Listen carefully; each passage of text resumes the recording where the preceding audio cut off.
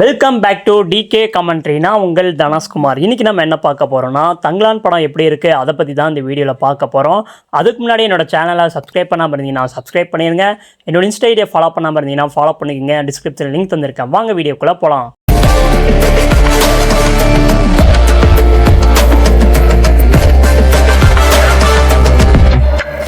இந்த தங்கலான் படம் பார்த்தீங்கன்னா விக்ரம் அவரை வச்சு பாரஞ்சித் எடுத்திருக்காரு.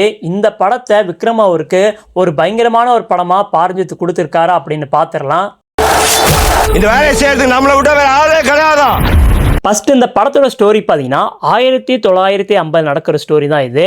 வட ஆற்காரில் வேர்பூர் அப்படிங்கிற ஒரு கிராமம் இருக்குது. அந்த கிராமத்தில் பழங்குடி மக்கள் இருக்காங்க. அந்த பழங்குடி மக்கள் பார்த்தீங்கன்னா தன்னோட சொந்த நிலத்திலேயே அடிமையாக வேலை பார்க்குற மாதிரி ஒருத்தர் அந்த மக்களை அடிமையாக வச்சுருக்காங்க. அதில் தங்கலான் விக்ரமும் ஒருத்தர். அந்த காலகட்டத்தில் பிரிட்டிஷ்காரங்களாம் பார்த்தீங்கன்னா தங்கத்தை தேடி போவாங்க. அப்போ இந்த மக்கள் கிட்ட ஹெல்ப் கேட்குறாங்க.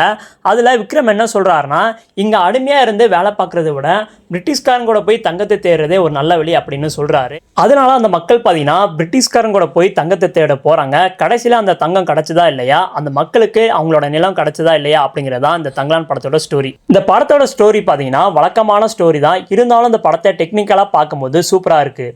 இங்க பொண்ணு எடுக்கிறது நம்ம உயிரை நாமே எடுக்கிறதுக்கு சமம். அதுக்கப்புறமா இந்த படத்தில் விக்ரம், மாளவிகா மோகன், பார்வதி மேனன், பசுபதி இவங்களாம் இந்த படத்தில் நடிச்சிருக்காங்க. இந்த படத்தில் விக்ரம் அவரோட ஆக்டிங்கை பற்றி கண்டிப்பாக சொல்லி ஆகணும். இந்த படத்தில் தன்னையே செதுக்கி உசுரை கொடுத்து விக்ரம் அவர் பார்த்தீங்கன்னா நடிச்சிருக்காரு. இந்த படத்தில் விக்ரம் அவர் பேசுகிற டைலாக்கு, எக்ஸ்பிரஷனு, பாடி லாங்குவேஜ் எல்லாமே செமையாக பண்ணியிருந்தார். இந்த படத்தில் ஒரு ஆக்டிங்கை பற்றி எனக்கு எப்படி இருந்ததுன்னா, என்னடா அந்த மனுஷன் இப்படி நடிச்சிருக்காரு அப்படி தான் எனக்கு இருந்தது. அந்த அளவுக்கு இந்த படத்தில் பயங்கரமாக நடிச்சிருக்காரு. அதுக்கப்புறமா மாளவிகா மோகன் இந்த படத்துல செமையா நடிச்சிருக்காங்க. இதுக்கு முன்னாடி நடிக்காத கேரக்டர்லாம் இந்த படத்தில் நடிச்சிருக்காங்க. இந்த படம் பார்த்தீங்கன்னா மாளவிகா மோகன் அவங்களுக்கு டோட்டலாகவே ஒரு டிஃப்ரெண்டான ஒரு படமா இருக்கு. இந்த படத்தில் பார்த்தீங்கன்னா இவங்க கத்துற மாதிரிலாம் நிறைய சீன் இருக்கு. அந்த சீன்லாம் தியேட்டர்ல பார்க்கும்போது ரொம்ப ஒரு பயங்கரமா த்ரில்லிங்கா இருந்துச்சு.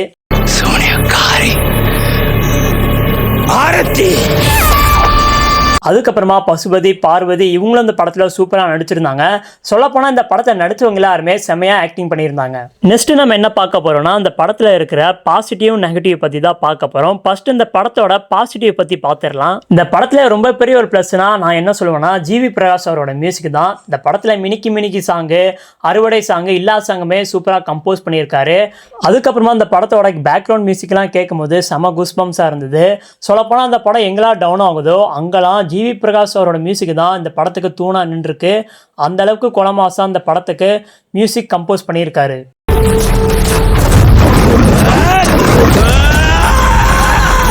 அடுத்து இந்த படத்துக்கு ப்ளஸ் பார்த்தீங்கன்னா விக்ரம் அவரோட ஆக்டிங் தான். இந்த படத்தில் அவரோட ஆக்டிங்கை பார்த்து கை திட்டிட்டு கத்திட்டே இருக்கணும் போல தான் இருந்தது. அந்த அளவுக்கு இந்த படத்தில் விக்ரம் அவர் பார்த்தீங்கன்னா சூப்பராக நடிச்சிருக்காரு. அடுத்து இந்த படத்தில் சில சீன்லாம் பார்த்தீங்கன்னா ஃபேண்டஸியாக காமிச்சிருக்காங்க. அந்த சீன்லாம் சூப்பராக இருந்துச்சு. அதுக்கப்புறமா இந்த படத்தோட சவுண்ட் எஃபெக்ட்டு, மேக்கிங்கு, அந்த காலத்துக்கு ஏற்ற மாதிரி காஸ்டியூம், மேக்கப்லாம் கரெக்டாக பண்ணியிருந்தாங்க. கரெக்டாக அந்த படத்துக்கு ஒரு கோட்டை இருக்குது. எனக்கு இதெல்லாம் இந்த படத்தில் ப்ளஸ்ஸாக இருக்குது.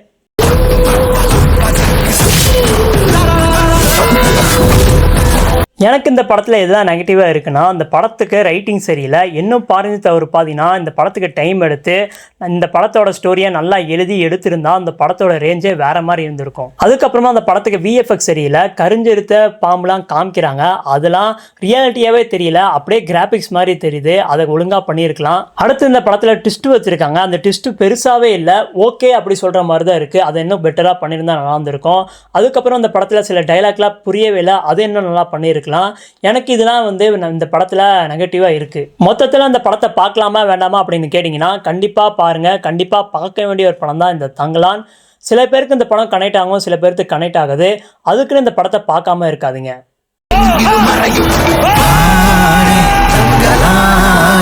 அவ்வளோதான் கைஸ், இந்த வீடியோவை நான் இதோட முடிச்சுக்கிறேன். நீங்கள் தங்கலான் படம் பார்த்துட்டிங்கன்னா உங்களுக்கு எப்படி இருந்தது அப்படிங்கிறத கமெண்ட்டில் சொல்லுங்கள். இந்த வீடியோ பிடிச்சி தான் லைக் பண்ணுங்கள், ஷேர் பண்ணுங்கள், மறக்காமல் சப்ஸ்கிரைப் பண்ணுங்கள்.